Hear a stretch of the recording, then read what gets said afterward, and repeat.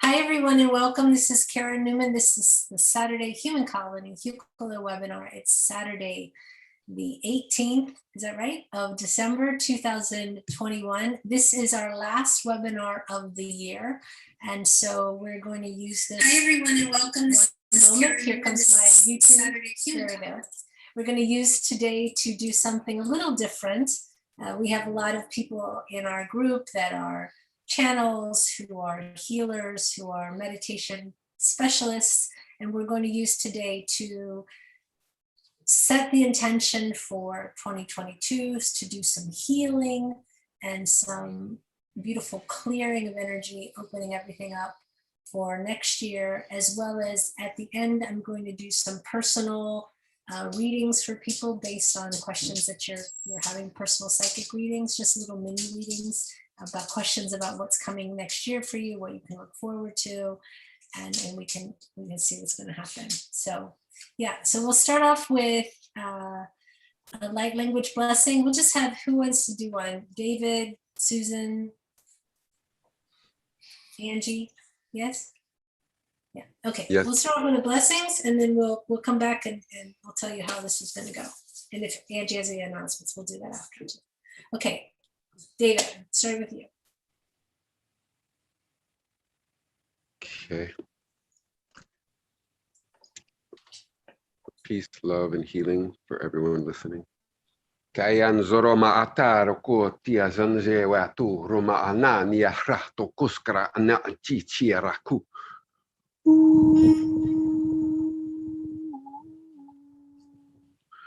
Tiana tiara tu cha ya tu ramaki kia tu ya rekukura release kanama atero ma akishikuro okuku chiaran jira akukia shana ma atero okukua. Peace, love, blessings. I am that I am, so be it, and so it is. Susan. Okay. Tia sia kia sia koia tia ia sia te koia ia sukui tia I te kia sia to koia ia sia toia ia sikia tikia I tukutu ia sikutu shine your light brightly sukutu ia sikutu ia sia ia sukui you have the power of the universe sukutu ia sukutu ia ia sukutu rise above the difficulties you're experiencing sukutu ia Yes, yeah, always go within the heart. Yes, to calm the mind.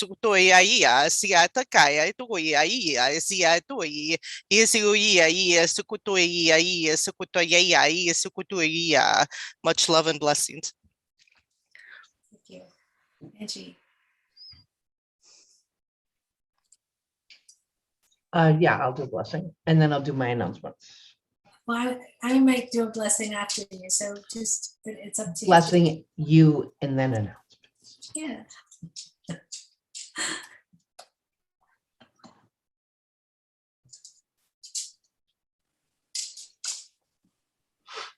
Tukota aicha atu tiptia.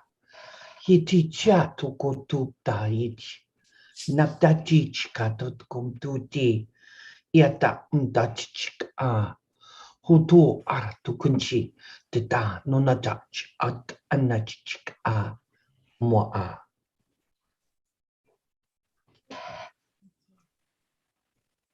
Seya shkoria matila rakosia.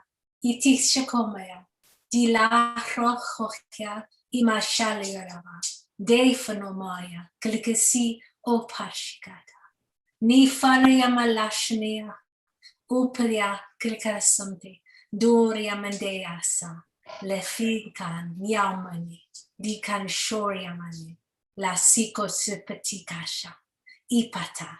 Noria pasalaria. Numia uka. Biafsia tura mandi. Likumia shila mutsu. Ia kunia asi. Koshia manati.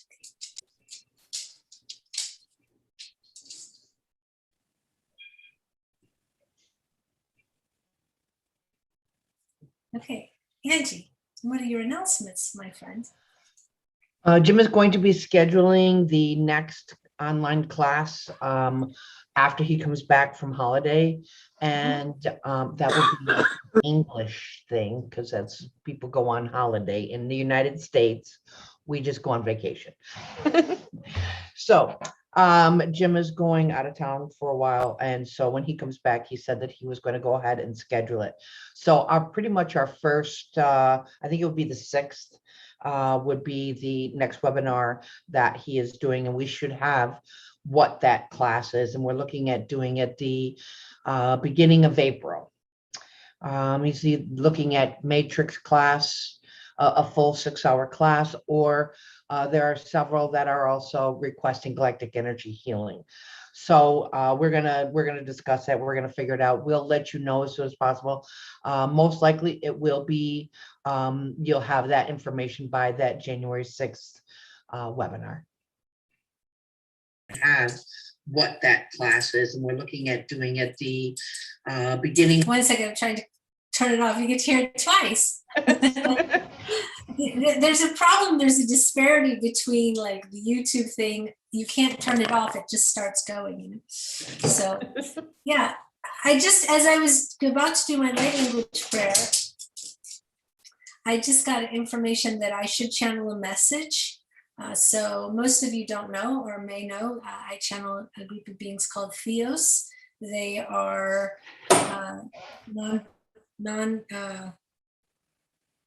they're non-physical beings. They're my higher self, but they're also they're also a collective. Yeah, most people's higher selves are a collective. So I'm just going to channel. If everyone can leave their camera on if they want to, it would be nice to have the group since we're all here. I don't know where everybody suddenly went, but if you want to put your cameras back on, you can. Yeah. Hi, Ryan. Angie, are you gone? Nope. Where'd she go?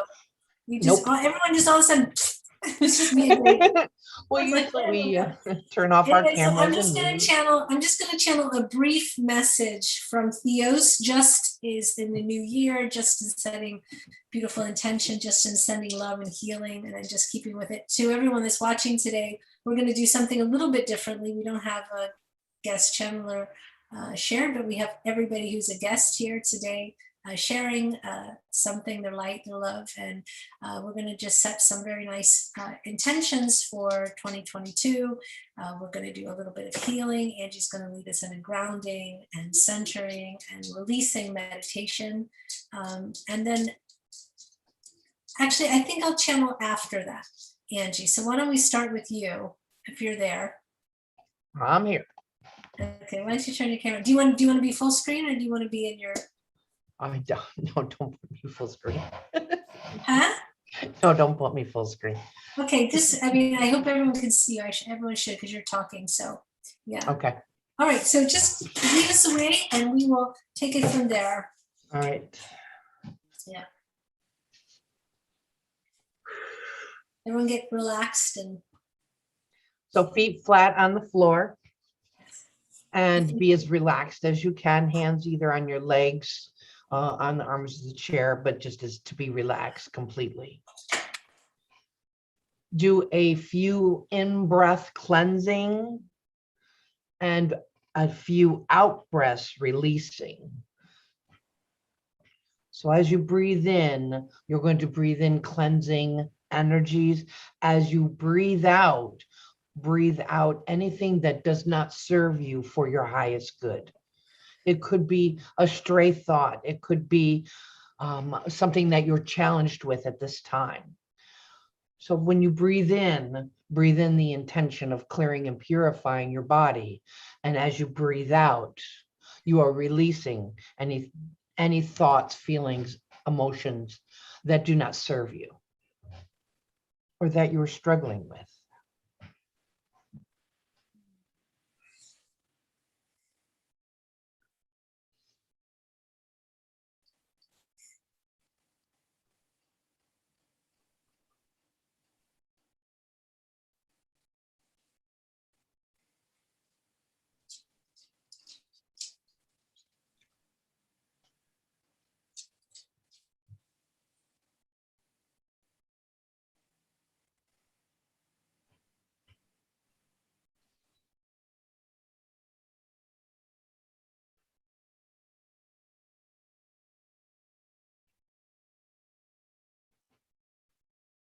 Envision roots growing out from your feet down into the heart of Gaia, wrapping those roots around her, allowing those energies to come back up through your feet and into the heart area.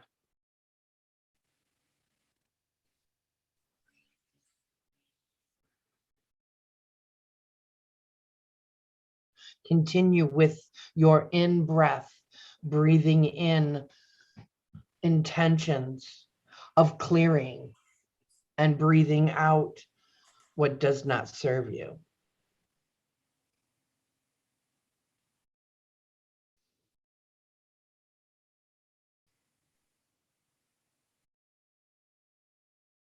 You may even include, I may not know what it is that I need to release, but on my out breath, I will release even that which I do not know, which does not serve me.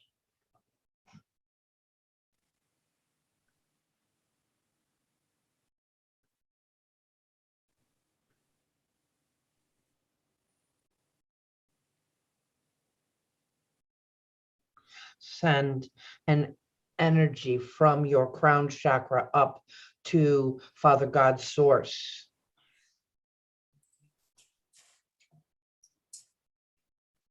You will be making an infinity revolution, starting at the heart, sending your thoughts up to Father God's source, collecting that energy, bringing it back down in through your crown to your heart. Breathe out. So on the in-breath in, go up to Father God source, down to the heart. And when you breathe out as you are going down to Gaia and back up to the heart. Gaia takes all of our energy, purifies it, and then sends it back up. That is why we always send our energies down to Gaia, so that she may purify that and absorb it and bring it back in and send the purified energy up. So on the up, you're on the in-breath, breathing in that light, that energy, that clarity, purification. On the out-breath, down to Gaia, back up to the heart, each time making the infinity.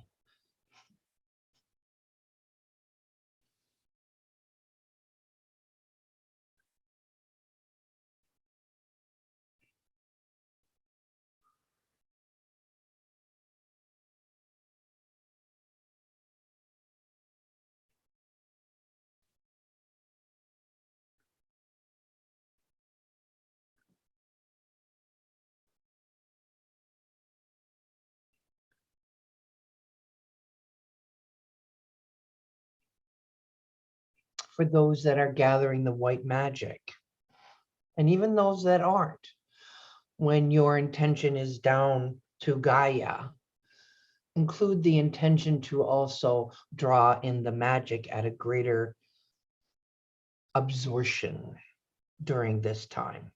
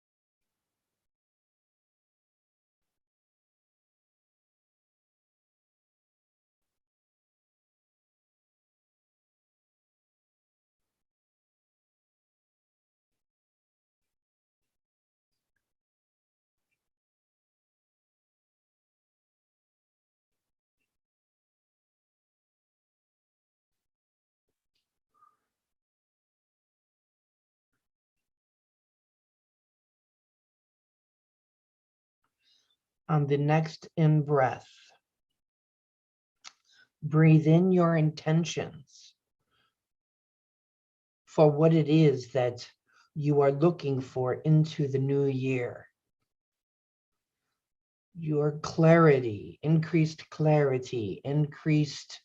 awareness, increased awareness of the heart and what that signifies to you as a human individual.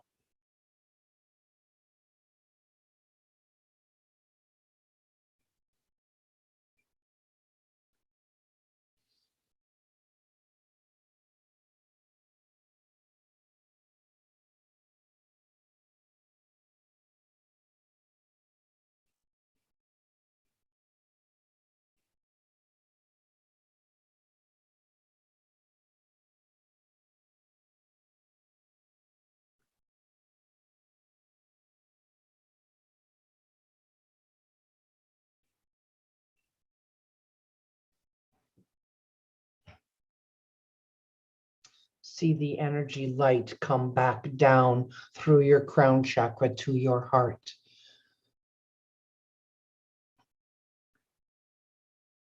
Release the grip of your roots around Gaia's heart and bring those back up through your feet to your heart. Everything always centers at the heart.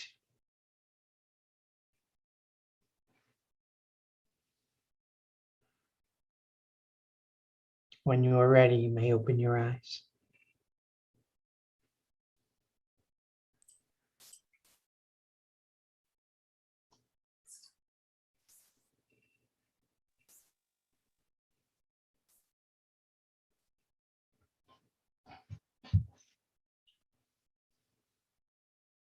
Thank you. Okay. I'm just going to go into channeling state. As I was saying, I'm going to channel Theos, who are the beings that I channel. They're my higher self, but they always have beautiful messages for humanity. And they wanted, I didn't know, but they just said they wanted to come through. So I'm going to bring them through for just a quick message.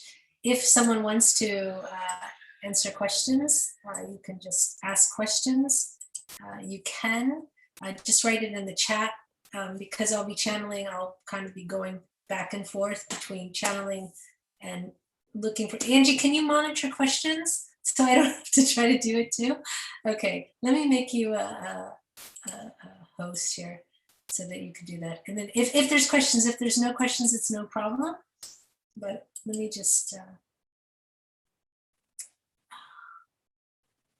make you co-host. I don't know if someone can look at the YouTube chat, but maybe for now we'll just take questions from in the room. Can someone look at YouTube? I can hear you. I can do the YouTube too. I just have to go in and get into it. Okay, if anyone has questions in YouTube for Theos, you can ask them.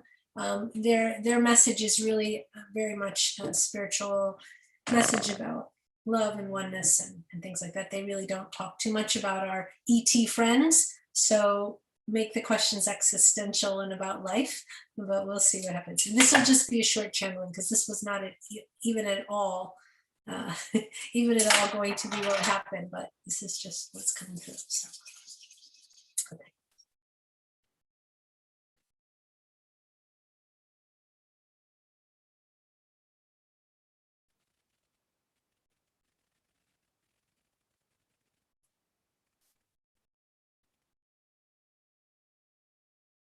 We're going to talk about forgiveness. I'm very sure.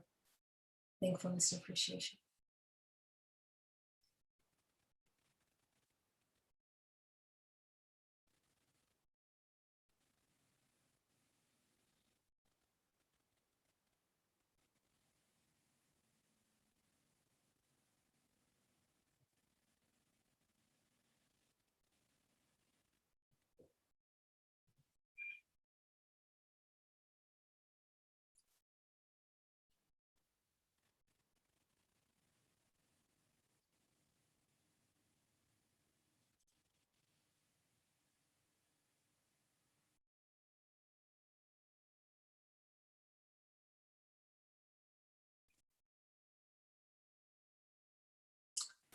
We are Theos, and we are so very pleased to be here with you in this now, in this beautiful moment, as you walk towards the end of what has been for very many a very challenging continuation of several years.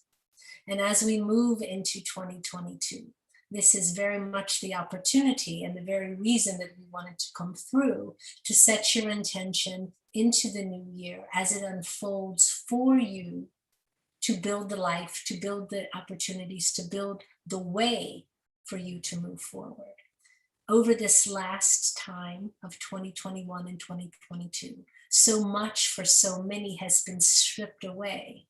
Old beliefs, false beliefs, new truths, truths that are undeniable, and truths of really and truly who you are. And the stripping away has been so necessary for you to actually walk in the path forward.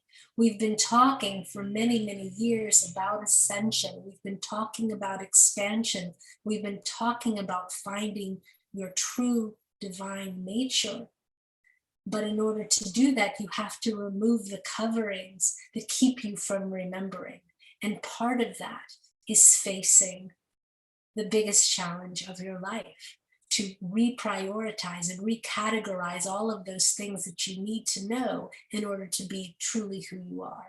And it has been for many an extremely painful, extremely challenging process, but that is only because not the process is supposed to be painful, but what is being taken away is pain.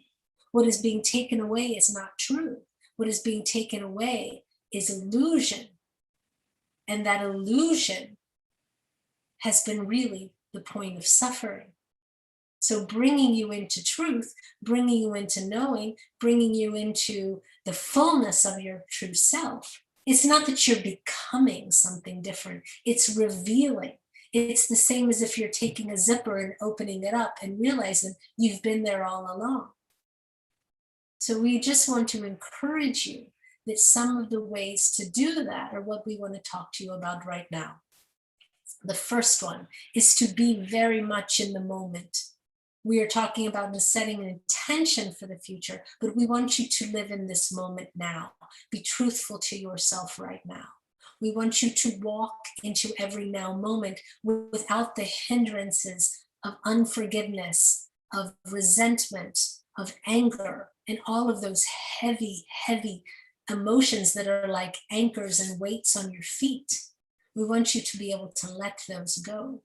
We want you to embrace appreciation so that you're bringing in more joy, more bliss, more empathy into your life. If you're appreciating everything that you are, everything that's going on, even if it's not the happiest moment, but you're in an appreciative state of welcoming everything as your teacher, then you will be in a much better state to be free of the heaviness. And the last thing that we would have you do is to begin to really turn to yourself, listening to yourself from this heart space, from this beautiful heart, this beautiful sacred heart that has all of the knowledge that you need, all of the knowledge of who you truly are. That is where it is. It's here. It's within your sacred heart space. And we want you to operate from this space, to drop down from the mind, to drop down from the illusion into the truth of who you are in this way. So when you embrace all of these things, you instantly lighten up. You move into a lighter state. When someone says to you, lighten up, it doesn't mean don't take things so seriously, though it means actually bringing in more light. And you cannot contain as much light as you're possibly able to contain if you're dealing with heavy, heavy energies. It's just like water and gas. Water is going to be heavier, gas is going to be lighter, but the light is what you want to bring in. And that is also how you move into a higher dimensional frequency, is by lightening up so much. It's not about denying our density as a human with the physical body, but it's more of a mental, emotional, and spiritual way of lightening up. But then the result is the body will also become infused with light. And that's what you're going for. So we just want to send you so much love, and just to tell you that we are so rooting for humanity now, because you're faced with so much challenge, but it's the challenge that needs to be addressed. It's the challenge that needs to be taken on in order to propel you forward. And we're very excited to see you as you walk into 2022. We will tell you, things are getting lighter.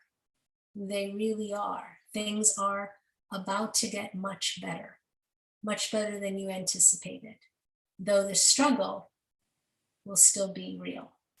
So, but embrace it as a teacher, embrace it as an opportunity, and don't look back. But be in this now moment, saying, I am fully present here and now to experience and to taste and to savor. I love who I am in this moment. I love the fact that I am able to let go of the old and embrace the new. I forgive everything that came before me. I forgive all of the problems and all of the challenges I've had. I forgive myself for the part I've played in them. I forgive others who have played parts in my life that have caused me distress, duress, and tension. I forgive it all. I love it all. I honor it all. And with that, if there are any questions, we will take them. If not, we will go. But much love, so much love to all of you here in this room. Every one of you individually is a shining bright light brought to this planet to affect those around you, and especially yourself. Your journey is the hero's journey. You are going from darkness to light, and we are very happy to watch your progress. So, Greetings. Greetings. This is Angie. We've got a couple that have some questions. One of them is from Brigitte. Go ahead, Brigitte, if you'd like to ask. How do I do it? Like this? Is this Just like that, yeah. yes? You would speak to us. We are here. We can hear you. Yes. Brothers and sisters, I'm so honored to be with you. I feel you. I feel you in person, and I don't know the name of the beings that are being channeled right now. Theos. We will just tell you, Theos is a name we chose for Karen because Theos means knowledge of God. We are her knowledge of God. I feel you. And I'm so happy every time I can feel you. It makes me cry, and they're good tears. They melt everything that is hard inside me, and they show me the way in which to develop, what to seek. But nonetheless, oftentimes I'm quite insecure about my daily life. If there is something that I should do, that I can do, to be ever more in touch with this beautiful feeling of not being separated, of being all one in love and understanding and acceptance and healing powers. So, is there anything that you can tell me? Well, we would just expand on what you just said. The way to be connected is to connect through yourself. And what we will tell you, the way to best connect is to help other people or other beings or. Sorry, can you repeat, please? Yes. The way to connect is through meditation, through moving into your heart center, and then to go out and to serve other people, the planet, animals, whatever it is that calls you, to serve them in a selfless way, whether it's just cultivating a beautiful garden, taking care of stray animals, taking care of stray people, but giving something of yourself from the most pure sense, not with any kind of agenda, but only to help those who really need it. And we're not talking about helping people by giving them a reading or giving them a healing, though that is a way to do it. But we're not talking about an exchange. We're talking about meeting the basic needs of those who cannot have their basic needs met. When you start to realize all that you have, and you can give something to alleviate some sort of suffering from someone else, it's just you serving you. If we believe in oneness, then everyone is just us. So when we see part of us suffering, we alleviate it in some way. And if we can do that, but it doesn't have to be people, it can be nature, it can be the trees, it can be anything. It can be picking up all the trash in your neighborhood to make it more beautiful. But what we're saying is service, selfless service, is the absolute byproduct of connection. When you truly connect to all that is and you realize that we are all one, it's not that we become one, we are one. There's no separation. Then everything that we envision that is suffering or struggling, we're only helping ourselves, really. And we will want to do that. So it first starts in the meditation. And if you don't feel a need to serve, and we're talking not just to you, but to everyone, then the problem is in the meditation. You need to go back into your meditation and get back into connection. But first it starts with the connection. Really just sitting in that still, perfect point of being. Because that's everything.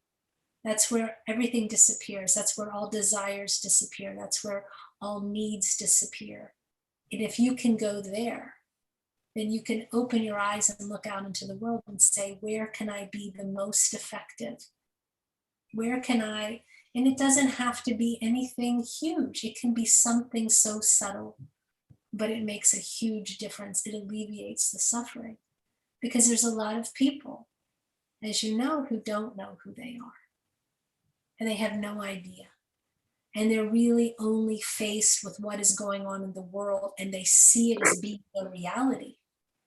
And it is on one level, but it's keeping the layers. We were talking about removing the layers, where they're so far buried under them, they'd have to remove and remove and remove in order to remember. So they're caught in the suffering. And if you can alleviate that in some way, shape, or form, whatever it would be, giving a coat to a homeless person, giving someone a meal, doing something for someone that requires you to say, this is not about me. This is about me meeting this need right now in this moment. You are 100% connected. That's where you find it. You really find it in service. And we would say that to everyone, it's where you find it. And for everyone, it's different. For everybody, it's very different. It could be on a daily basis. It could be something that you do through an organization. It doesn't really matter. But find that thing that when you look at it, you can't rest one more moment until you impact it in a positive way. You know, say to the universe, I'm ready to serve. Bring me the opportunity. And we promise you it will come. It will come. And it may be different for every single person, and it may be different for you on different days. But the fact is that if you have a heart for service, you will always be connected.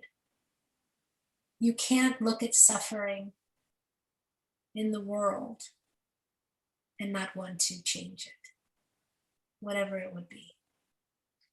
That's where you find connection. That's where it is. It's not in a book. It's not in some seminar, webinar. The true connection that we're talking about that is keeping you connected all the time. It's really in service. When you can say, this isn't about me. This isn't about if I look good doing it. It's not if it's inconvenient for you.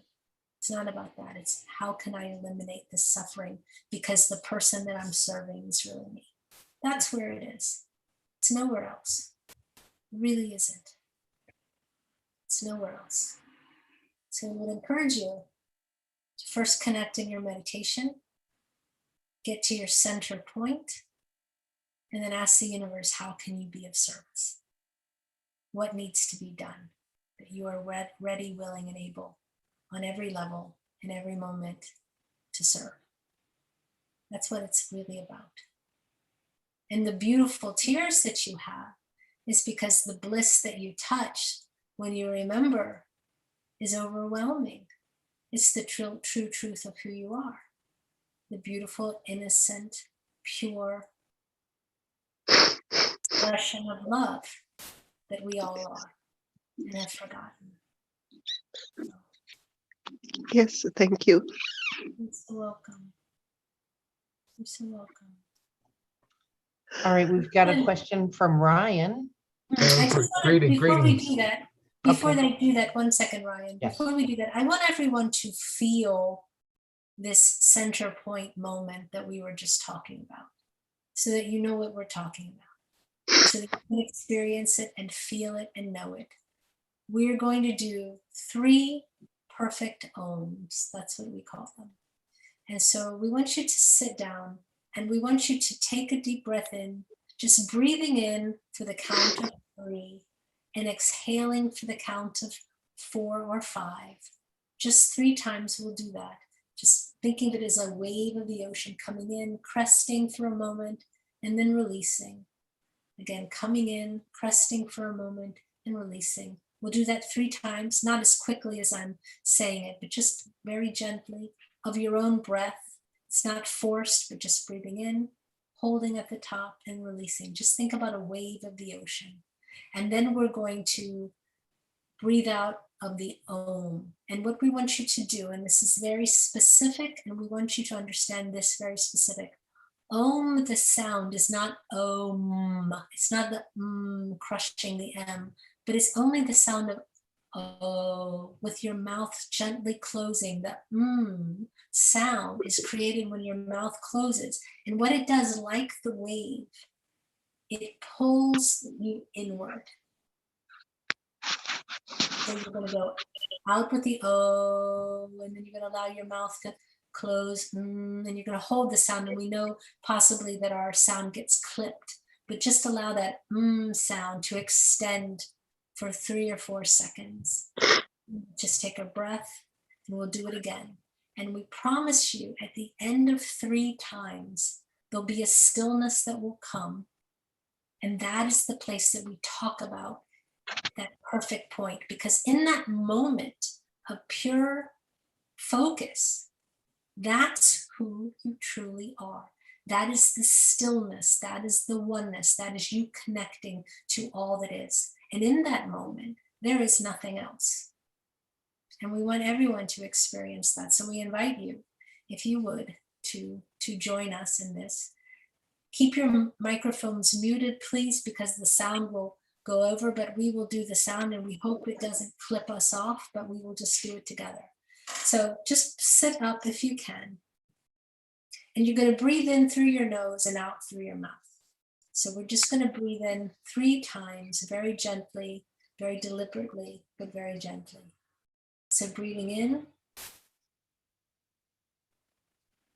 holding the breath and letting it expand.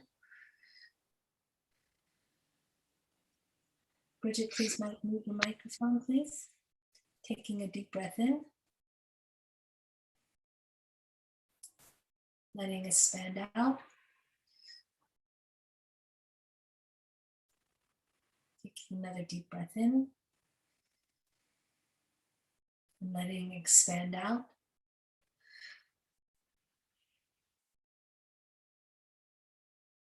Sitting with our intention set on our 3rd eye, just our eyes gently moving to the 3rd eye, not a forced look, but with your eyes closed, allow your eyes to focus on the center of your forehead.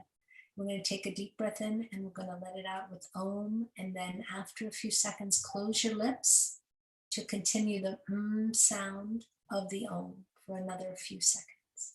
So here we go. Deep breath in. Oh.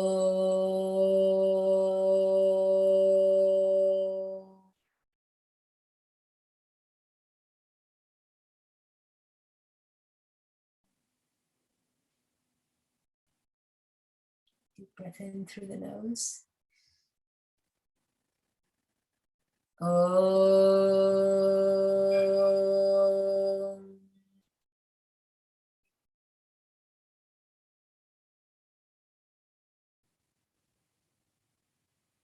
One more time. Deep breath in. Oh.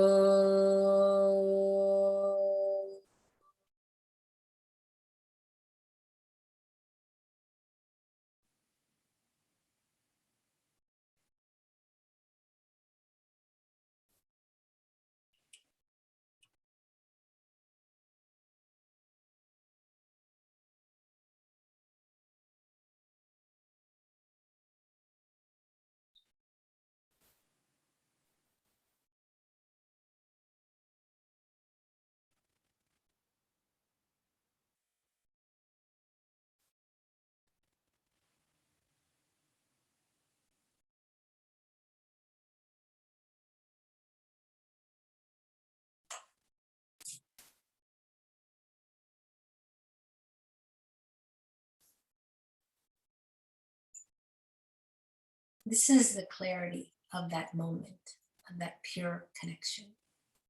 You can unmute your mics, but I just want some feedback. Did you feel it? Did you feel the settle? Did you feel the shift of the energy change after that third Om? And that's all it really takes, is those three. And you can Om and Om and Om and extend that feeling a little bit longer. But we hope you all experienced it.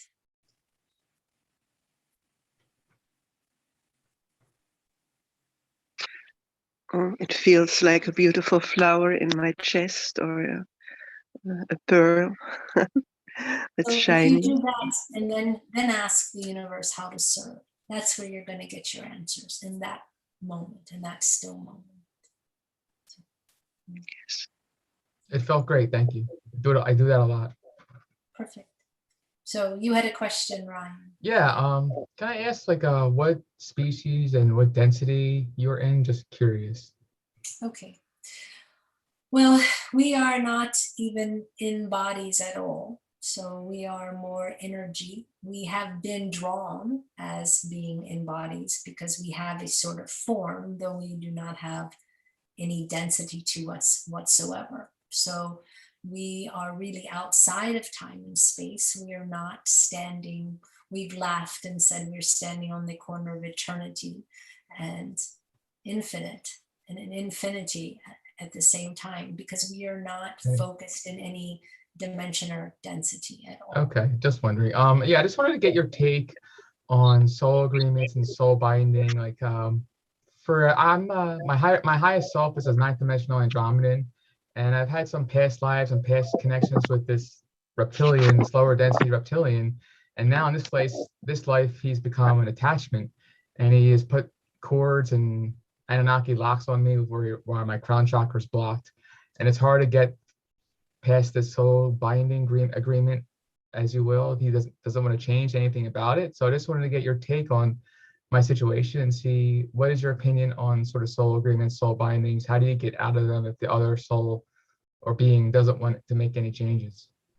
Well, you are a sovereign being. Well, everyone keeps saying I'm a sovereign being, but my free will has been compromised.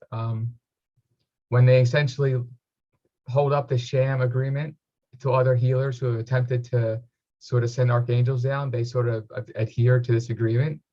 And it's impossible to remove these reptilians out of my consciousness. So, I'm in a complicated situation that I want to get your opinion on. Well, if you let us finish, we will give it to Sure, you. sure. So, okay. What we were going to say to you is you're a sovereign being. And just like with any past life agreement, it comes up in a lifetime for you. You are not dealing with every past life situation that you've ever experienced in this lifetime. You deal with specific ones because those are the ones that you need to heal and or release in this Right. one. And your task, your dharma, your great purpose in this life is to learn how to release, regardless of whether or not this other being is in agreement. Does this other being need healing? Am I responsible for their ascension process? Absolutely not. Okay. You're absolutely only responsible for yourself. Right, But exactly. But the fact that you are now being faced with a challenge of a being who's saying they don't want to go, well, that's what an attachment is. They definitely don't want to go. And so there are methods to do attachment. We would say you need to really go to a good attachment person who is not intimidated by agreements, because every healer that you're talking about who says they're going to honor this agreement, we find that quite odd, because it's not up to them to honor the agreement. It's up to you to honor Well, the the Arcturian Council says I should possibly work with this being yesterday, and also the Palladian Council sort of agreed with that, but I'm on the fence about that. But they have their own opinions. I sort of had the council of all council meetings yesterday where I had all the councils look into my situation, and then most of them think I should work with this being and help them, but some of them are like, well, he also feeds on my energy, and like because it's a past life connection. So there's disagreements on how to proceed. So I just wanted to get your take on that. Obviously, everyone says you have your free will, but however, I'm in a complicated situation. I'm not sure. I may be the only human who's in this sort of weird situation. So I just wanted to get your take on that. Well, we would ask you, we would notice that you are arguing for your limitations at this moment, and we are trying to tell you repeatedly, and you are not, because you're not really hearing what we're saying. You are a sovereign being, and you can work with another being without that being being attached to you. Those two do not go hand in hand. You are allowing this attachment because you're convinced. No, I'm not allowing this True. attachment, at least consciously, subconsciously, perhaps, but consciously, no, I have absolutely not. I vow off all attachments and agreements. I'm a divine being with a divine soul, and I should have my own say of my own trajectory in life in this lifetime. But some of these reptilians disagree, and they sort of like, they have locked down my crown chakra. Well, I can't even communicate with anyone besides them. It's like put an Anunnaki lock on me, and it's a hard situation. Everyone says, oh yeah, you have free will. Oh yeah, you have free will. This situation is complicated, and in my case, it's not so easy to get out of. Okay. We would tell you that you need to work with someone who doesn't see these limitations and can take you through whatever trauma bond that you have with this being. And it seems like there's something that you will need to deal with and Right. do some real releasing of. It can't be done here. It can't be done now. Right. Because it will take some time. But we do know that this is a belief that you're holding. And as long as you're believing it. It's not a limited belief. It's just the truth and reality of the situation right now. I agree. I should work with someone who can sort of work with this being. I don't even want to call it a being. It's more like a negative entity. I wouldn't want to communicate with it. It doesn't really communicate with me. It communicates to other reptilians. So it's a complicated situation, but I agree. I should work in some way, shape, or form to just deal with this history and trauma. Because I do want to get my life back on track, and they speak through me. They're in my head. They talk through me. So yeah, it's a very interesting spiritual development I'm going through. Thanks for your advice. Well, we would just tell you, we would like to tell you something just for a moment, and let us finish before you jump back in. Sure. We know you're very, but the fact that every time we say to you that you can release it and you say, no, we can't, that is a belief that you're holding. And as long as you believe that you can't, I have tried many times to release it. That's what I'm saying. It doesn't work. That's what I'm saying. If you try something 100 times, it doesn't work. Then it doesn't work. We're going to move on from this. Yes, please. Thank you. But we send you so much love, and we know that it is possible. And it's going to require you working with the right healer that allows you to go through this. It's a trauma bond that you're having at the moment, but it is difficult, but I do appreciate your advice. Thank you so much. Okay. Was there another question? Yes, there's another question.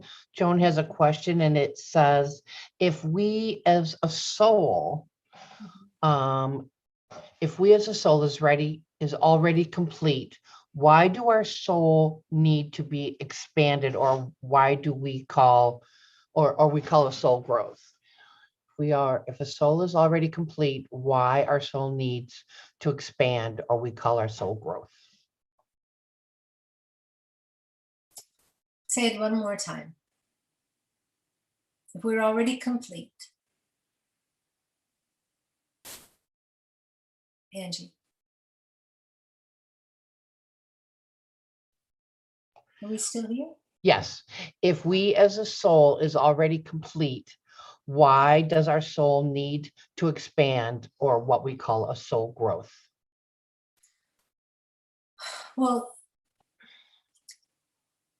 because of the terminology, we're not clear on what your definitions of everything is. The soul is complete.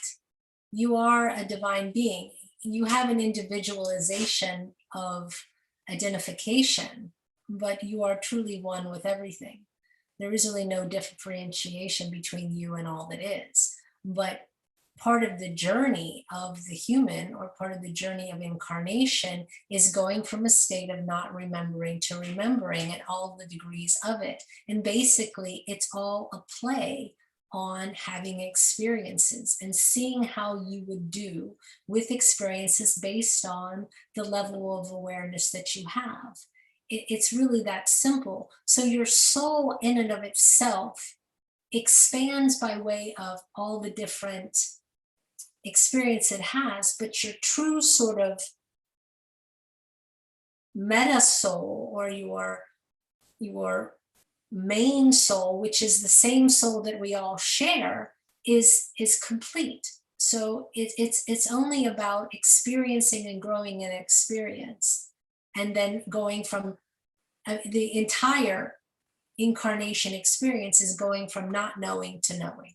That's basically it, because on every level of awareness, there's so much to experience. It's the same thing as, if you think about it, and it is understanding.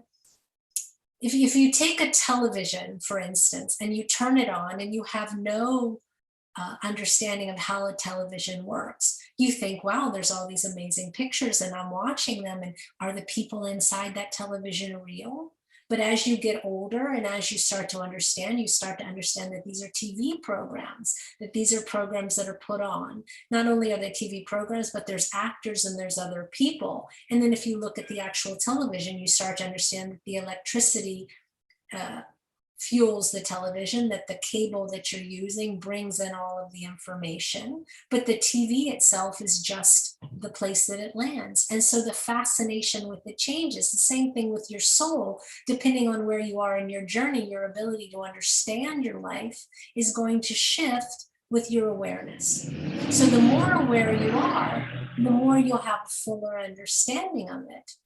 And sometimes it's nice to just be the innocent little child who thinks the people live in the television.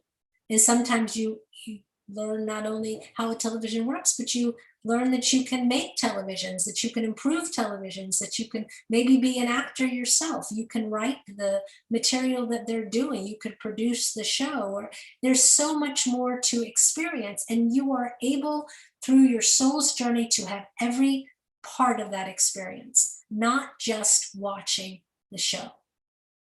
And now, if you watch a show, you have a bigger awareness of it and you can appreciate it even more. That's what the soul is here to do. You're not being tested, you're not being punished. It's only about experiencing more and more and more at different levels of awareness, until you get to the point when you realize that there is no television, there is no shows. It's just you projecting into the world your consciousness and having an experience. That's it. That's all that it's really about. And we know that that was maybe a difficult analogy to prove, but it's just to say that depending on where you are in your level and understanding of it, you can understand it more and more and more deeply. And you can't do that if you're just a little child, who has no other experience than the first time they see a TV. They don't know. They just don't know. So we hope you understand what we mean with that. Thank you. Yes. David has a question. Go ahead, David. Hi, Theos. Hello, David. So what kind of, I'm interested in any kind of guidance that may help with my journey. I've received lots of messages from the angels and amazing stuff to, to help me fulfill my purpose and be healthy enough in the future to do some of the things in the future that are possibly needed as a key holder, and to share my healing gifts and just have balance in my life with places to live and be able to do this Well, journey. there's a lot of things in what you've just said, and it's not just one thing, but there's a difference between sort of practical living and then what you're talking about. And we would say that your first focus should be on your own, meeting your own basic needs. So whether that is making sure that you're getting the physical care that you need if you're ill, it means about making sure you're taking care of your physical body, making sure you're eating good food, making sure you're resting, so that your vehicle is able to carry out all of these things. You're very capable. You can do healing now for yourself and for other people, just focused on looking, at a globe and sending healing to different areas. You can send healing to your neighbors. You can do all of that now. There's nothing stopping you from doing it. This idea that somehow at some moment it's suddenly going to start for you is probably a fallacy. But the idea that you could do it all now already in the degree that you can, one thing will lead to the other. But our true feeling is that your biggest focus needs to be on making sure that you, in your needs, your basic needs are met. If it's about having a place to live, make sure that the place you live, you're keeping it clean. Make sure that everything is straight. Make sure you're taking pride in your physical body. Make sure that you're cleansing your body, that you're giving it good food. Make sure that you're exercising. And when it comes to building community, that you're talking to people, that you're having some friends, so that you feel that you're not just alone in this world, and we know you. So the things that we're talking about, we're specifically addressing for you. But we would say to you, if you can get those things under control, then the world is really your oyster. But first things first. And don't focus on what's coming down the road, really. It's about being in the now moment. What can I do right now to make sure? Is my house clean? Are my clothes clean? Is my body clean?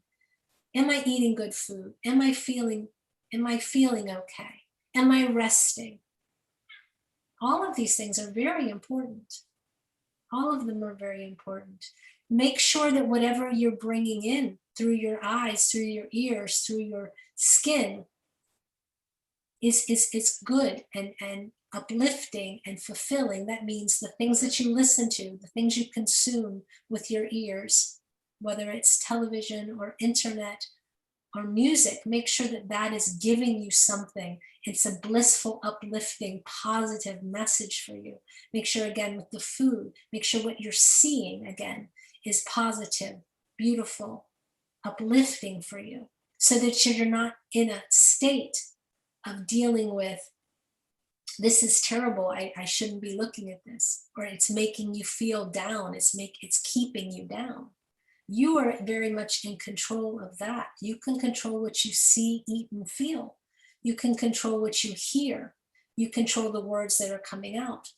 So we would say for you at this moment, that is the focus. Those are the focuses to have. And then the rest of the things will fall into place. But if you want to do healing on yourself. Make a thing every day to do the healing on your neighborhood, on your world, on your city, whether it's healing the environment, healing those around you that you know. But we also want to tell you that your purpose is not necessarily your job. A job or career may not be your deeper purpose. Your deeper purpose always is to know yourself, to truly know yourself. And we would say to you, that's what we would focus on for you, really and truly. Such a beautiful message. Thank you. Much love. Much love to you. So happy. Thank you. Is there anyone And the else? other message is too amazing and beautiful. Is there any other questions?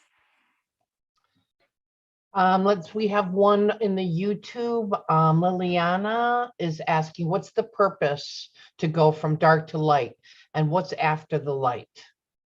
What's after the light? Mm-hmm.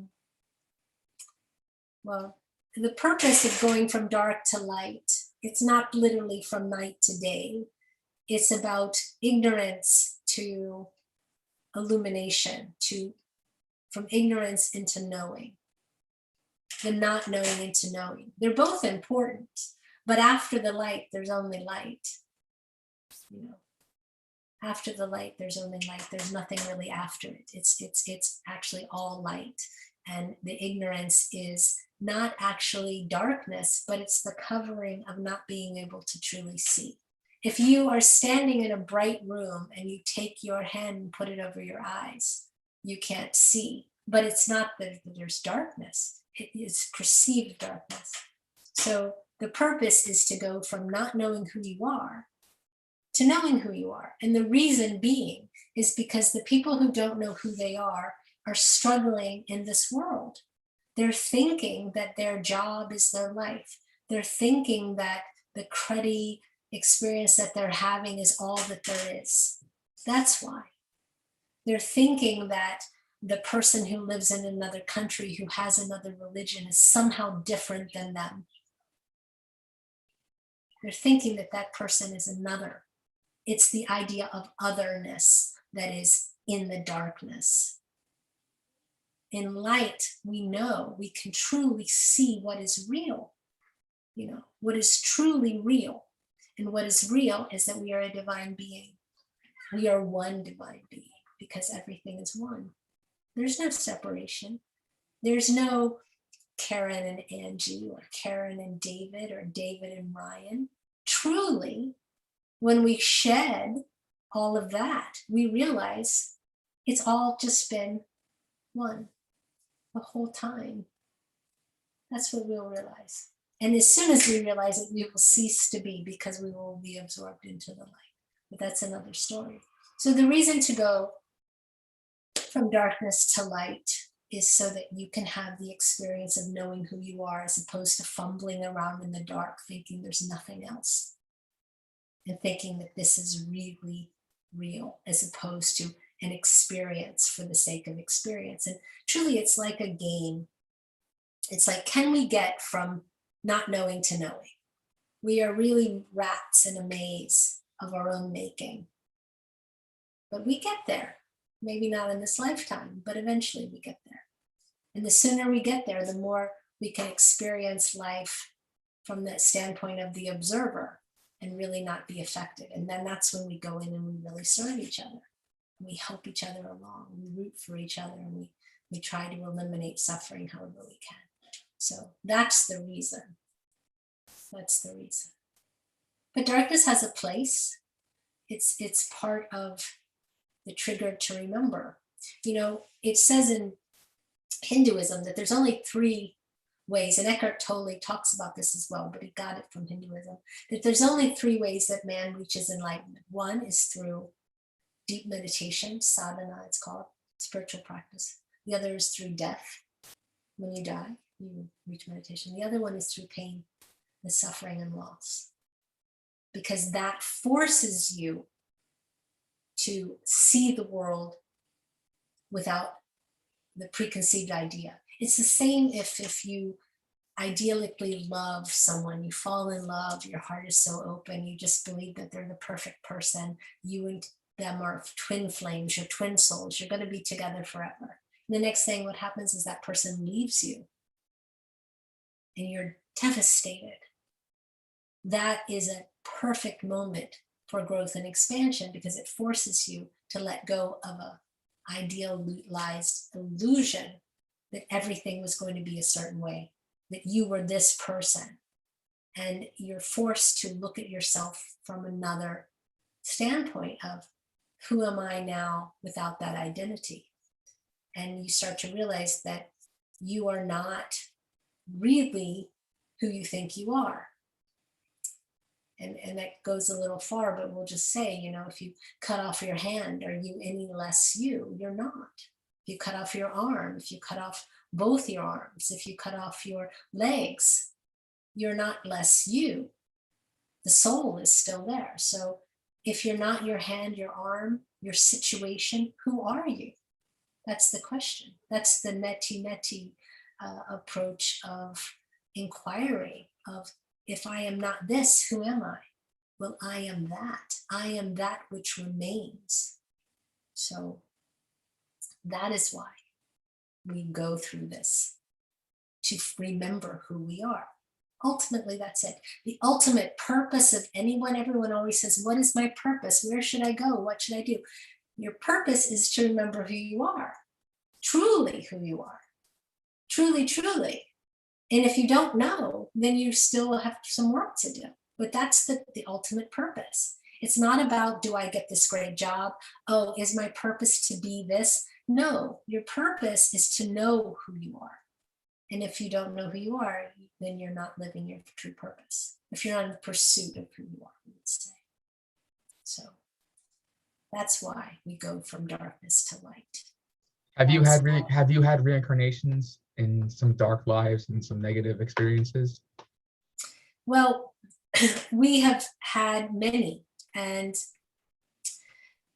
we would say to you, and we can give you an experience that Karen's had, where she has seen many of these dark beings, and she knows that they're there, but she is not choosing to play with them.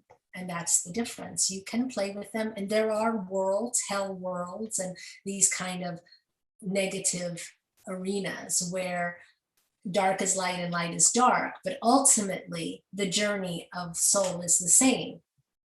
Because as soon as they remember who they are, they're no longer in that. But yes, there's all kinds of different things. And we have had all kinds of experiences, but we are not in an incarnated state. So we are not playing in the ultimate rules of what you would talk about with the— Were you ever in an incarnated state? You're at a high level now, but were you ever in No, a we were reincarnated not. state? You're No. not. Okay. No. Karen is the projection of us into this world. I get it. Thank you. Yes, but you are also the projection of your higher self into this world. Right. Yes. Thank you for that. You're welcome.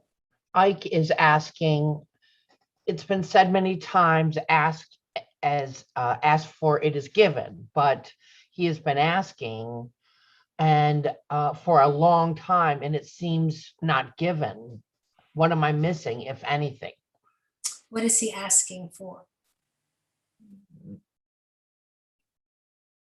It's not specifically put the question of what he's asking for in there. Well, But- we believe he, and we may be incorrect, that's why we'd like some clarification, but we believe he's talking about in the Bible where it says, ask and it's given, seek and you shall find, but knock and the truth shall be open to you. But when that is said in the Bible, Jesus is not talking about getting a new car or acquiring material wealth. When you're seeking and you shall find, it's about, again, this journey of knowing who you are. That's the true esoteric meaning of that. So, you know, as much as you want to manifest something, it is possible, but it may or may not be within the timing that you want. So you can say it's not going to happen, but it may just not be happening for you in the moment. But it would really depend on what you're asking for. So. Thank you. That was beautifully answered. Susan has a question. Susan? Hello. Hello. So my question is somewhat related to my higher self. So I connected with my higher self more, started embodying more of her essence, and she's a star-seated angelic presence, and she has like a scepter, a golden scepter with like rotating gemstones that project like light. And I've been told I'm supposed to infuse my artwork with these like higher like they're fourth dimensional gemstones. I'm supposed to infuse the colors into my artwork. And so I'm kind of questioning, am I doing that now, or how is that going? And then also I've been told that I'm working with my New Earth Dragon guide to infuse my auric field with golden Christed light. And I've had 2 individuals recently who can see auras say that they see a mixture of like golden and pearlescent white light in my auric field. And I'm just wondering if this is just part of my enlightenment process. Am I supposed to, is this just helping me with like infusing that energy along with these gemstones into my artwork, or affecting others as I do my spiritual work going forward? Or what is the purpose Well, of this, this energy, energies that are coming in, if it's just part of my enlightenment process, so to speak? But yes. Well, okay. So as far as your artwork is concerned, that battle, if we would say, it's not a battle, but that intention is set at the moment you sit down to create. And that is an agreement you have with your higher self. We would almost say that in that setting, she is like a muse to you. She is allowing through the energy. But we would say to you, you asked us if you were doing it or not. But we would say to you, have you set the intention that it is done? It is done. But you are the one that needs to know that it's happening. You're the one that needs to have the agreement with your higher self. Okay, within my artwork, I am going to create some kind of symbolic. Well, this is what we see. We see that you would make an agreement with your higher self where you would sort of give an ode to those gemstones, that when you draw certain colors, when you do certain shapes within your artwork, that is a direct link, because you're having the ability. Do you know what a sigil is? I think I've heard of it, but I can't remember the meaning. A sigil is a magical symbol, but anything can really be a sigil, really, because it has the intention set in it. It has a symbolic representation, that you would put a symbolic representation within your artwork that corresponds to each one of these gemstones that you're using. And maybe on a certain piece of artwork, you're just feeling ruby red. Another one you're feeling emerald green, or some, we have the feeling that these gemstones have very ethereal names that we're not at this moment picking up. But what we would tell you is that you need to know what they are. You have the ability to channel the names of those gemstones, and you need to assign a symbol to each one of them that you are actively going to place within your artwork so that it activates that ray of energy. But if you're not doing that actively, then we would say, no, you're not doing it. You need to be connected to that yourself. It doesn't happen just randomly. It's because you sit with intention and you say, okay, here's her beautiful scepter. And we saw it as you described it, with beautiful light coming out in many directions from all of these beautiful stones. We can see it. We can see it shaped like this. There's like a disc above and a disc underneath, and in the middle is filled with gemstones. We would even say that it rotates a little bit.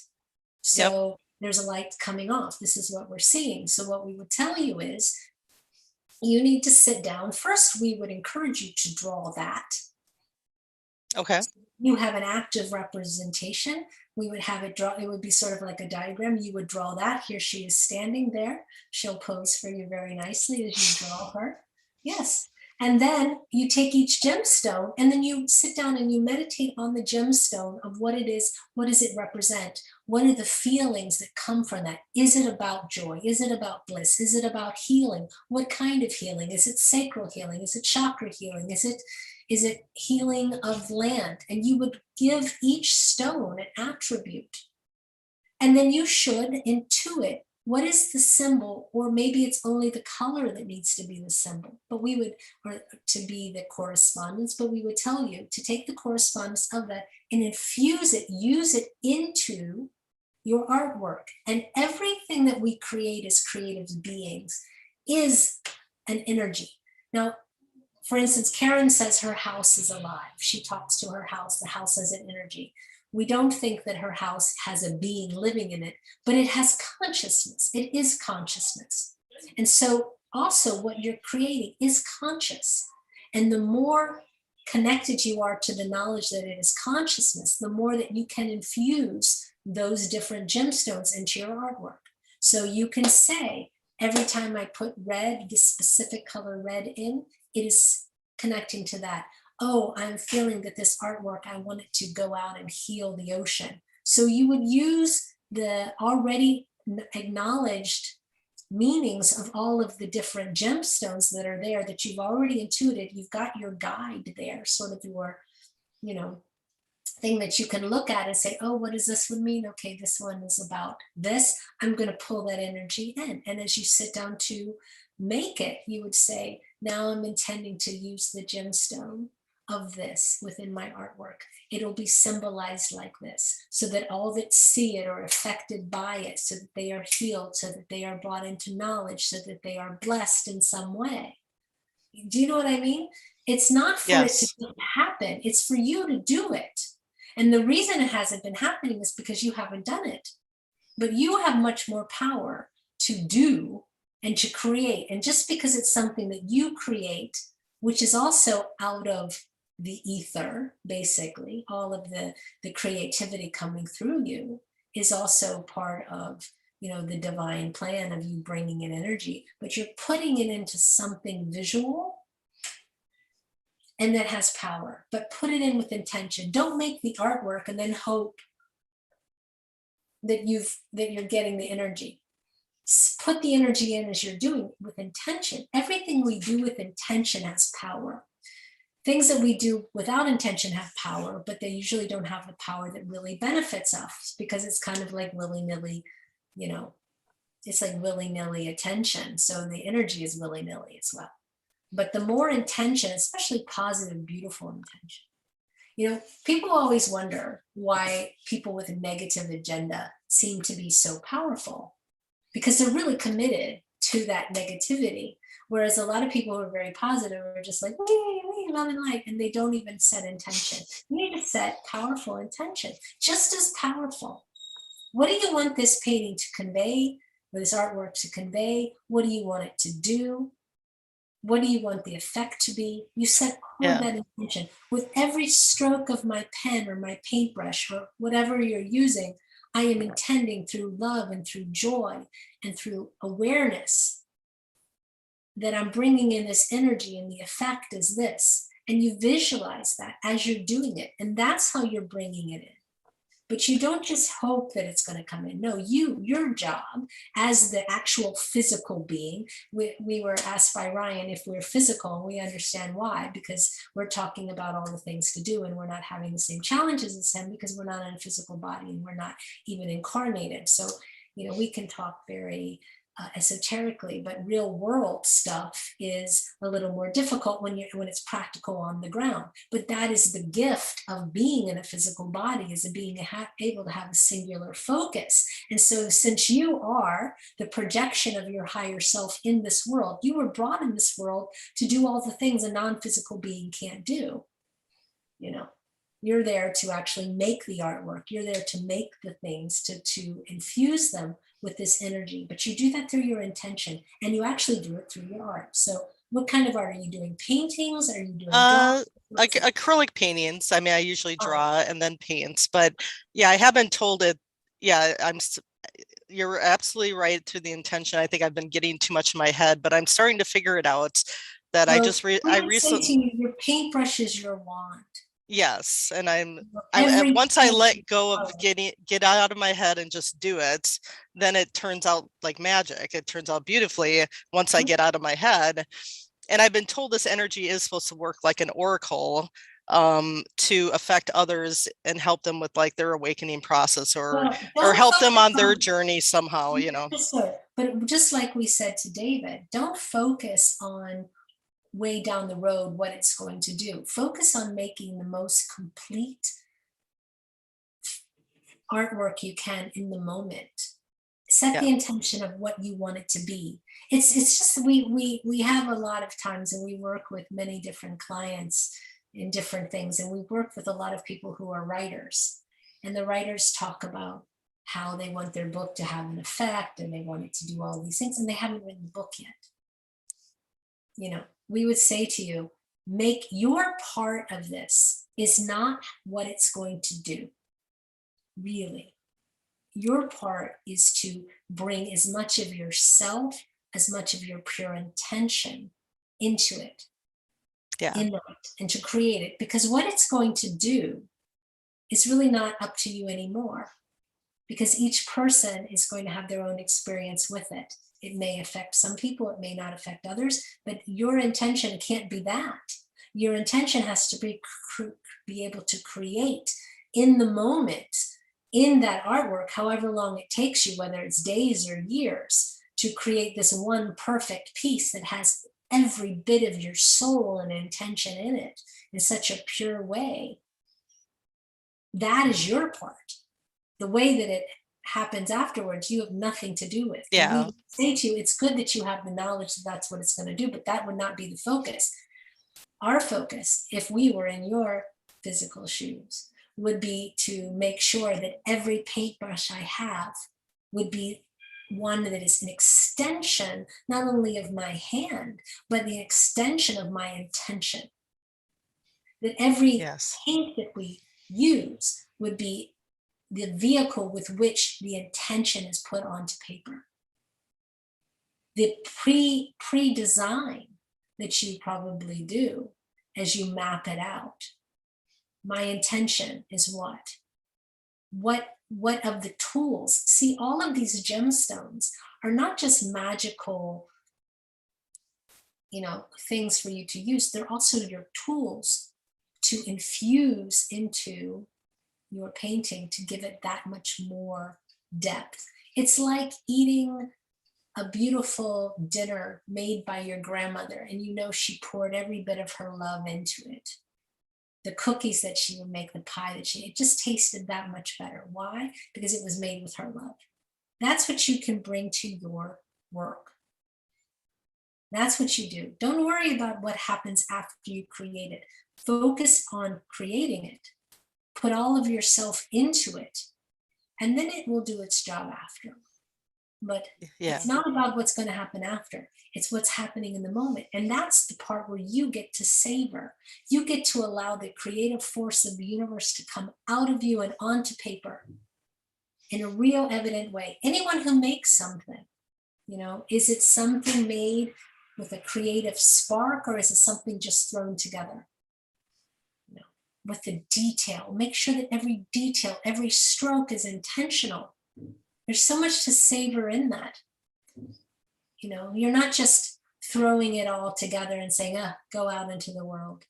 No, you're loving every brush of your stroke of the brush on the canvas. You're expressing through it. It's you on paper.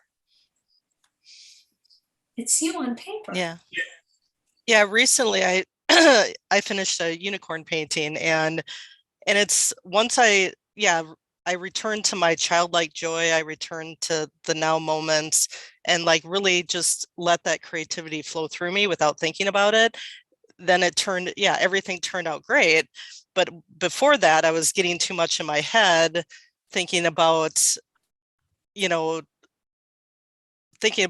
trying to make it perfect, or trying to make it a certain way. But it didn't feel like it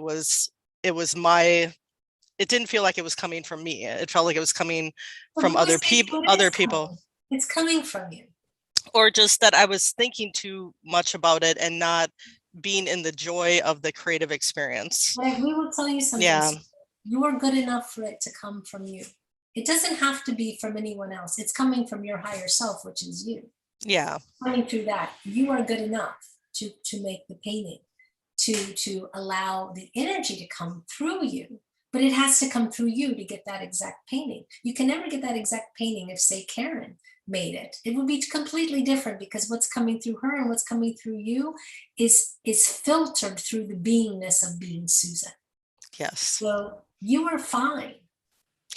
It to come through you. And the other thing that we would just tell you is that every part of the intention of the process is important. How you lay out your paints, how you arrange your room, all of that is part of this beautiful ritual of creation. You can set so much intention in just that. There's very much a we will give you an example. There are musicians in India that even putting away their instrument is part of their spiritual practice, honoring it, making sure it's clean, tuning it, all of those things. It's not just sit down, rip it up, play. No, that instrument that they're using to bring forth divine sound, in this way, divine painting, is also honored. And that's the mindfulness of everything, walking with intention, listening, honoring, savoring, and not just thinking, oh, I gotta make something, okay.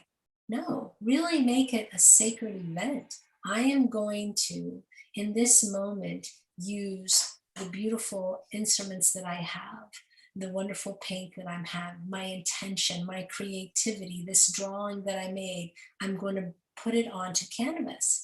And as you do that, honor it. It doesn't mean you can't have fun and it has to be all woo-woo. But what we're saying, know that it's all part of it. It's all part of it. It's not just what you make. It's everything that goes into getting it. As you go to the store looking for the perfect colors, you know, those colors that jump out at you that you've never seen before, the enjoyment of mixing colors together and creating something new, that's all part of it.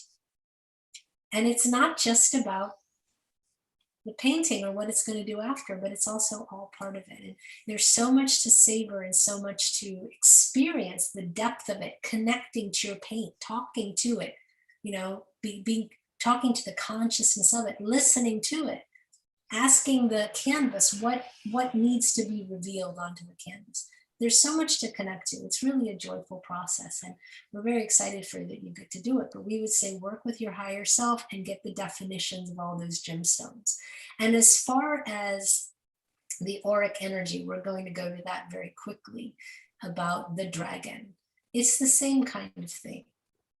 You are only having guides. Everyone has guides that are just aspects of them. And there's something about that being that you need to know in this life. And we would say through meditation, you will find it. And those colors specifically are very interesting. Pearlescent, that's very much a color that you have in painting.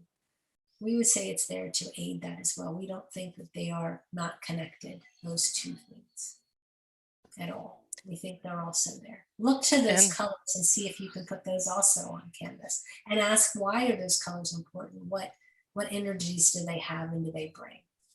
And the golden Christed energies?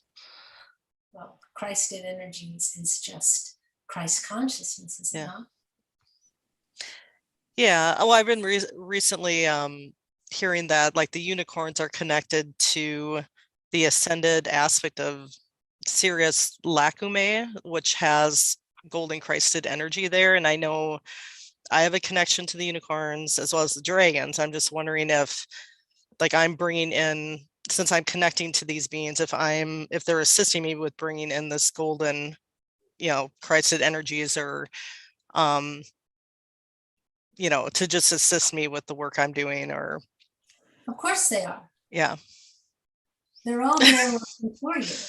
They're not, this is what we were saying a little bit to Ryan in one thing, that we were saying that in this life, anything that comes up for us is there to either teach us or to be released by us.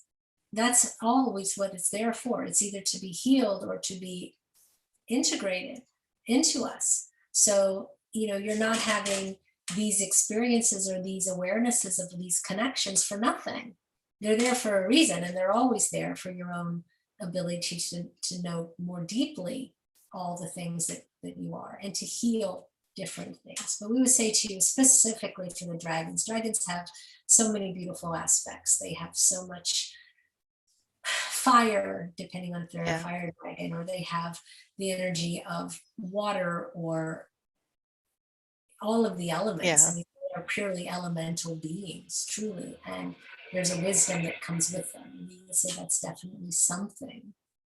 I know I'm definitely meant to work with them, and I have a couple main dragon guides from different dragon clans, and maybe embody your dragon as you do your painting. Yeah. Yeah, I definitely feel more of that fire energy coming in this month, especially the kind of spark my creativity and Yeah, exactly. motivate me. And yeah. Fire So, is there to move you forward. It's there to, it's also to burn through, but to clear a path. But it's also there to move you forward okay. and to motivate you and to drive you. So All right. very beautiful. Wonderful. Yes, Great. thank you very much. Very insightful. Very, yeah, this will definitely help me a lot. So thank you very much. Much love. Thank you, Susan. We have a couple questions in the YouTube, but I want to go to Wendy first.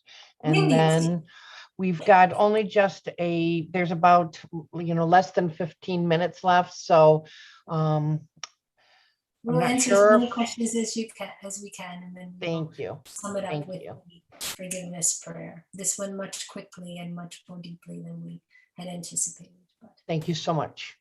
Go ahead, Thank Wendy. you. Thank you so much. So I had full intention of having an early morning and being on Hucolo, bright and sunshiny and happy, and this beautiful manifestation meditation we were going to do. yes. And You're for amazing. for some reason, I seem to be in some kind of a beautiful dream that didn't release me until about an hour into Hucolo. Can you tell me what the significance of that was? Was this manifestation meditation that we were intending on doing, was that meant to be for another day? Yes. Absolutely. And because we were not scheduled to come through, and then suddenly we intended to come through. And so whereas Karen was saying, where's Wendy? We hope Wendy's coming. It became very clear in that your beautiful thing would be very nice to do at the very beginning of the year for everyone, to set the intention. So yes, and the reason that you were having that dream was for your own beautiful experience. So Yes, it was a very beautiful experience, and I was just in disbelief at the hour. We didn't do it to you on purpose. We were just saying that as the plans shifted, you were caught in what you were doing. So yeah, yes. I totally was caught up in it. It was such a beautiful, lovely place, and of course, being back on the beach seems to be my passion. And can you tell me a little bit about that? Is that my oversoul that's loving the beach so much, or is it my own heart's desire? My heart's it's a desire. combination of both. It's a combination of both, and it's also the symbolism of what a beach represents. It's also the conductivity of water. It's about being connected to that energy, and it's also through water and through that energy, information can flow so very easily. And having that sort of openness to that. We would say you very much have connections to mermaids and these type of beings and dolphins, and even to the birds that fly on a beach, and just having the ability to just be in that presence of beach energy, if you will. There's a very specific energy that a beach has. And we were talking earlier today about the flow of a wave on the ocean and how the wave goes in and out. And that is like your breath. So when you are there, you are actually in the embodiment of that flow. Yes. And it's a place that calms you and puts you very specifically in that space. So everyone has a sort of happy place. And this is really one of yours. And so it makes very much sense that that's where you would go, because you're there, your defenses are down, you're much more open just by being there. All the stresses and all of the things sort of float away, and you just become very open. A lot of people experience openness in the shower. There's many people that say, I was taking a shower and I got all of these downloads, because as soon as the water is covering you, it is sort of very comforting and womb-like, and your defenses can really go down. But for you, just being we see you walking on the beach, we can hear the seagulls, we can hear this crash of the waves, we feel the sun in your face and on your shoulders, we can feel the sand between our toes. It's a beautiful thing. And as you walk along, just information. And it's just a beautiful place for you to be. So we would tell you that if you aren't able to get there with your physical body, you definitely can go there in your dream space and in your meditations. And we would definitely keep some sand around. That's so funny that you say that, because I've got sand from about 4 or 5 different beaches in the days and times. And so I'm always picking them up and putting my fingers in the sand. Well, that's what we were just going to say to you. We would suggest that you put, but you're already doing it. So we were seeing your hand in the sand. Yes. And then it's also a way of grounding you back to that specific location. Ah. If you're ever in a place, and if you're ever in a place where you really like the energy, you really like it, take a moment to imprint it into you. And if you can, if there's a rock or a piece of sand or something, yes, not a huge boulder, but maybe a small pebble that you can take, that you can reground to, so that in your meditation or in yourself, you can touch or hold that, and you can go right there, back there, because there's really no distance. You have to know. So right. As soon as you're touching it, you're there in some way. You're there in some way, shape, or form. So you're already doing it, but we want to confirm to you that's why. Oh, thank you for that. Is there any message that would assist me with developing my channeling of individuals? Anything further? Maybe it's just going to the beach and having that flow first. Well, the best way, and this is Karen kind of coming through to you, is she's telling us what to say on this, because the best way to do it is to do it. Yes. You learn as you do. And if you don't do it, you don't learn, because it's an ability that's developed through practice. It's the same as any kind of skill that you learn. Channeling is a gift, but it's also a skill, and it's a skill that can be developed. And the more that you do it, the more you have the understanding of what it takes for you to be in the right space, mentally, emotionally, in physical space. How do you want to sit? Do you want to lay down? Do you want to stand up? Do you want to have your eyes open? All of those things are things that are negotiable, but they're also things that you will learn and develop and as you do them. And you can't substitute the practice of it for it. So the answer is to do it as much as possible, because your channeling will change. Your channeling will change over time. Your comfort level, you get less out of the way, or more out of the way, excuse us.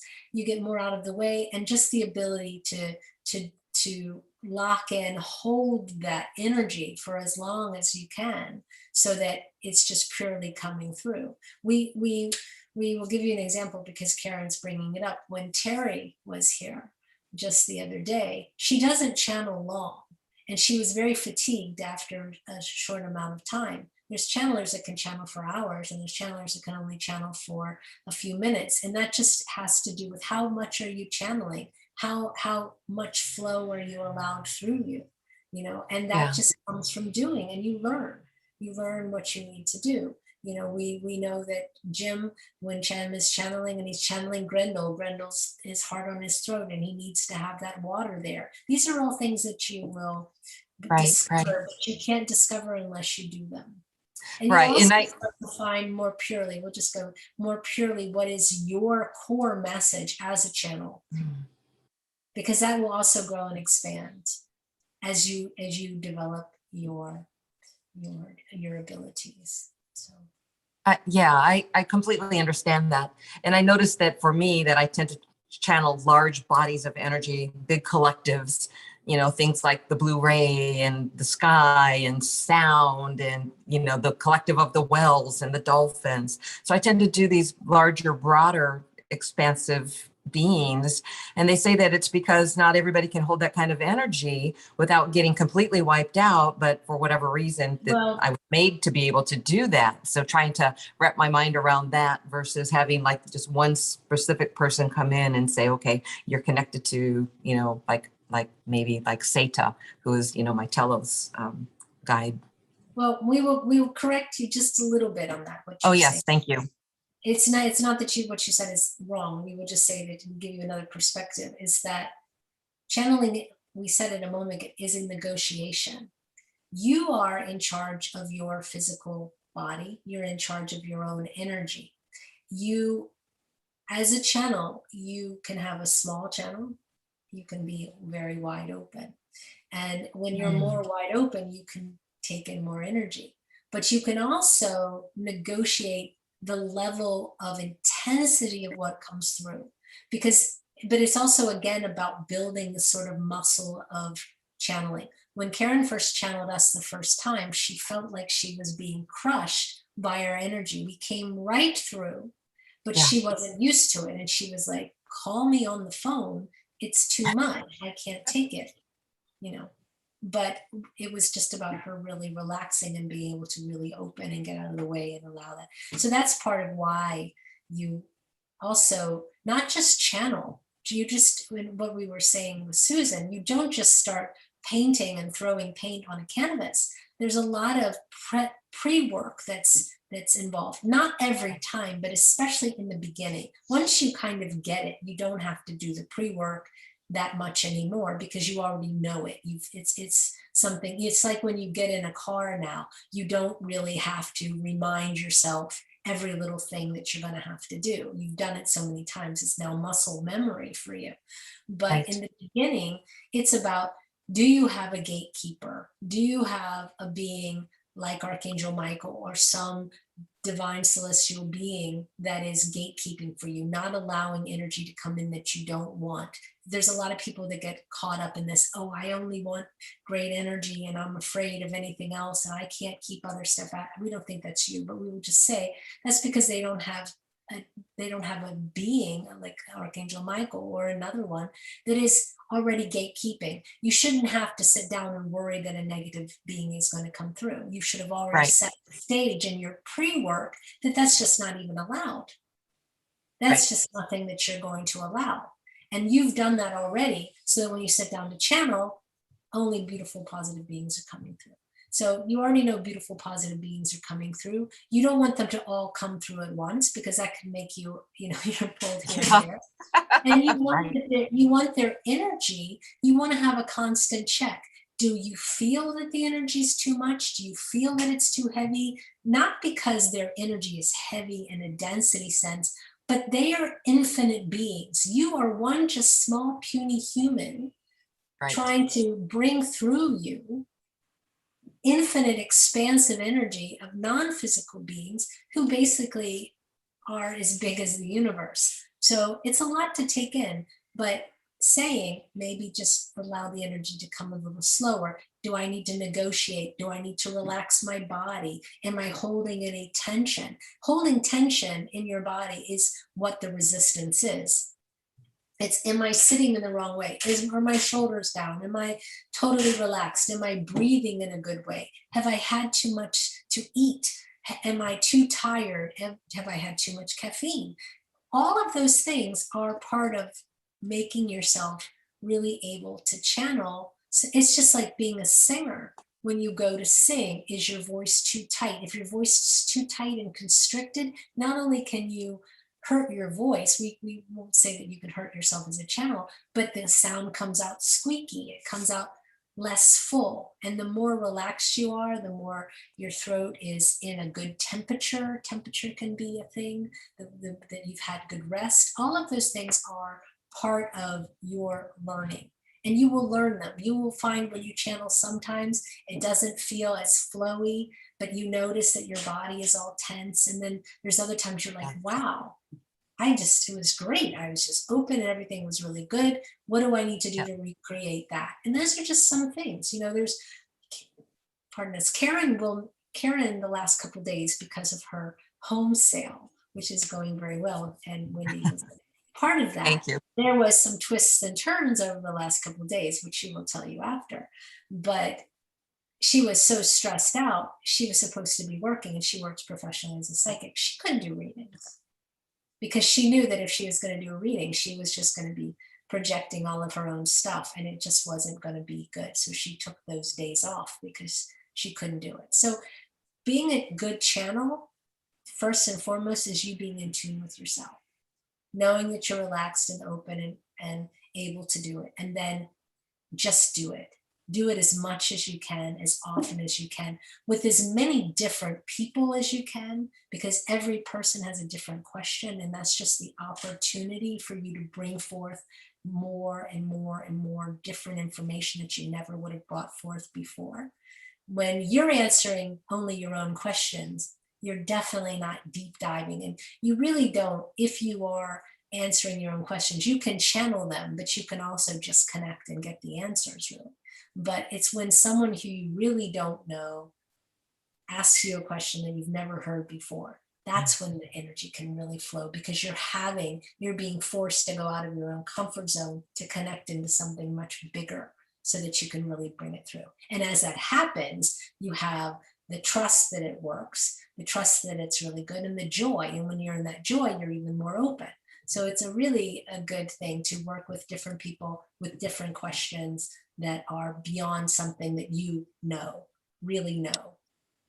Beautiful. So that's what I would say about that. Thank It was you. a very long answer, but Yes, it was absolutely beautiful and perfect, because I know that I'm not the only channel who's working on, honing their skills.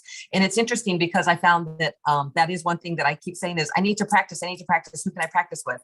And trying to find people to practice with becomes sometimes more challenging, especially over the holidays with everybody being more busy, which is completely understandable. So it's like, it's okay. Just enjoy this time and enjoy, right? Just enjoy being in life. But also talking about the being brought open. And that tends to be how I go. And you're right. There's definitely a routine that we're into. There's protection that, and I say we, part of the collective. I speak in we's. But we can do a lot of that as pre-work. We really, so I'm pre-work. Yeah. Right. So I'm completely embodied in that pre-work and setting it up, and I'm comfortable with it, and I'm channeling, and I know that I'm channeling.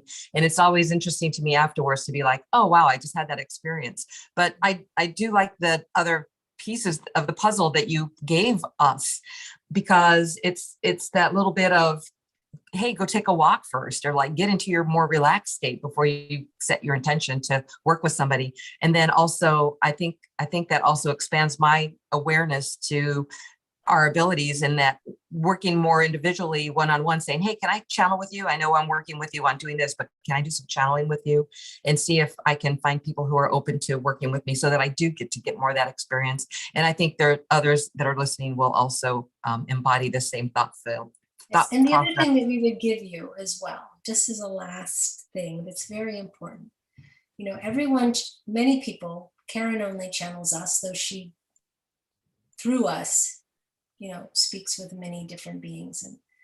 But one of the things that has been the biggest strengthening for her is getting to know us, because that being that you're channeling is not just there to give you information, but there's the reason that being and you are working together.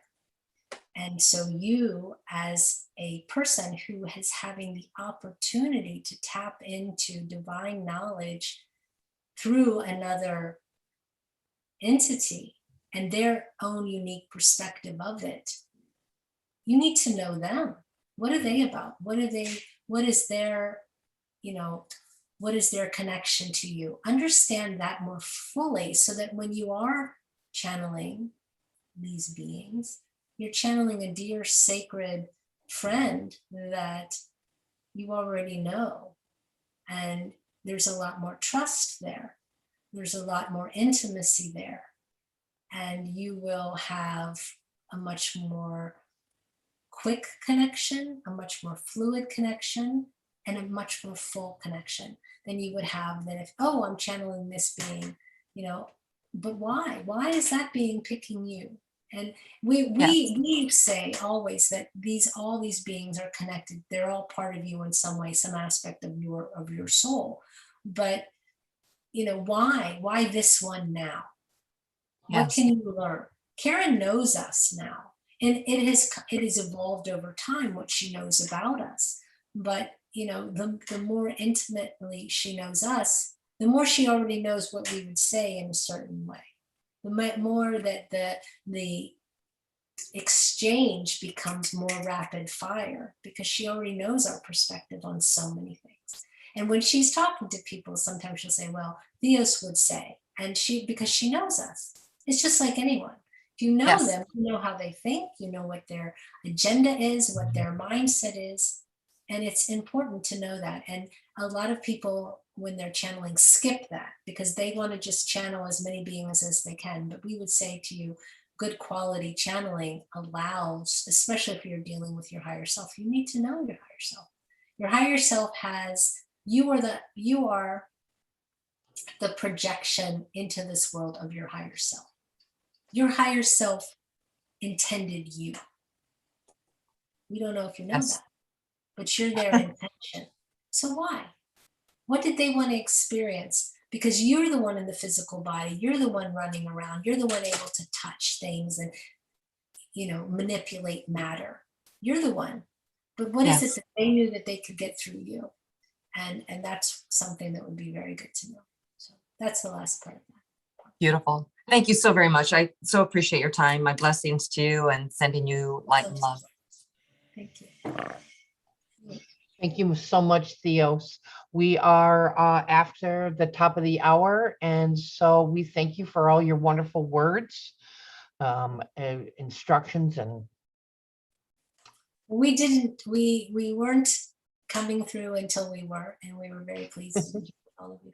We will do the one thing that Karen wanted to do, and we will do this as we set the intention for 2022. It's the, David, please say what the prayer is. Opono, Hopo, It's the Ho'opono, Opono, yes, Ho'opono, Opono, and it's the, I love you, I'm sorry, please forgive me. Thank yes, you. Yeah. yes. And we want you to send this prayer to yourself, to all of those people that you need to forgive, to all of the situations that you need to let go of and forgive and move past. So gathering as much love in your heart as you can, sending out the intention not only to yourself, but to all of humanity, to all situations, past, present, and future. Say with as much as you can, sincerity of love from your beautiful sacred heart. I love you. And as you think about all of the things that you do, whether intentional or not, that have caused harm, for putting yourself in situations, for acts that you've done intentionally, whether it's out of anger or out of ignorance, please put your hands on your heart and you say, I'm sorry. And then you ask forgiveness, for radical forgiveness, not only for yourself, but for all of those that can't speak. Please forgive me. And we, with deep appreciation and deep love, say thank you. Thank you. I love you. I'm sorry. Please forgive me. Thank you. I love you. I'm sorry. Please forgive me. Thank you. I love you. I'm sorry. Please forgive me. Thank you.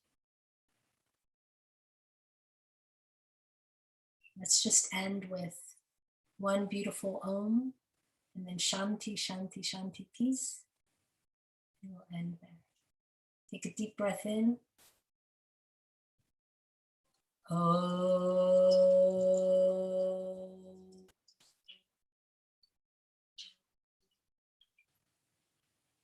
Shanti, Shanti, Shanti.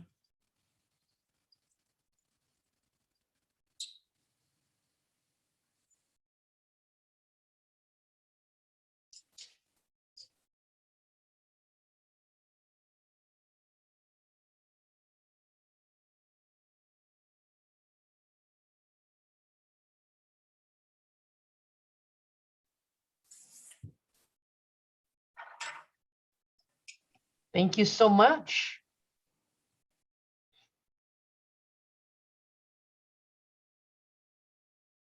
It's one.